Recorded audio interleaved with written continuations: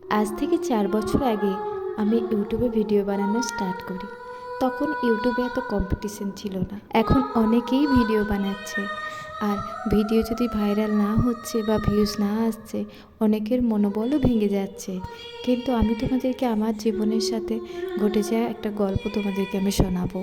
যখন আমি 2019 সালে প্রথম ইউটিউব শুরু করি, তখন আমিও ভিডিও বানাতাম প্রত্যেক দিন 2-3টি করে। কিন্তু আমারও বেশি ভিউজ আসতো না। আমার মনোবল ভেঙে যেত, আবার মনে হতো আবার ভিডিও বানাই, একদিন না একদিন আমি সফল হবই। আমি আমার স্কুল কলেজে ফ্রেন্ডদেরকে বলা করিয়ে আমার ভিডিও দেখাতাম, সাবস্ক্রাইব করাতাম, কিন্তু সেইটুকু আমার চোখের সামনে যতক্ষণ থাকতাম ততক্ষণই। কিন্তু হয়তো পরে ওরা আনসাবস্ক্রাইব করে দিত। তাই কাজেই ইউটিউবে চ্যানেল খুলিয়ে তুমি ফ্রেন্ড সার্কেল থেকে সাবস্ক্রাইবার বাড়াতে পারবে না।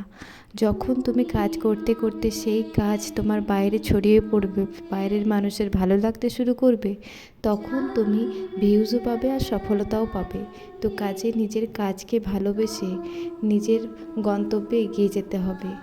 কারোর কথা ভেবে বা কারোর কথায় মনে লাগিয়ে মন খারাপ করে নিজের কাজকে বন্ধ করে দিলে চলবে না। তুমি যদি চেষ্টা করো, তুমি সফল একদিন হবেই। আমি এখানে একটা হ্যান্ডমেড জুয়েলারি বানাচ্ছি, যেটা বানাতে আমি এখানে ব্যবহার করেছি, আমার কাছে ছিল একটা পন্সের খালি প্যাকেট।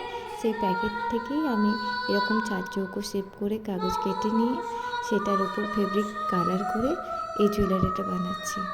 আর তার সাথে আমি মিরর ব্যবহার করেছি।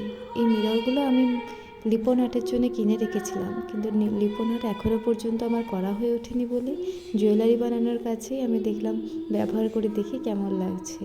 এবার তোমরা দেখে বলো তো কেমন হয়েছে। বাই।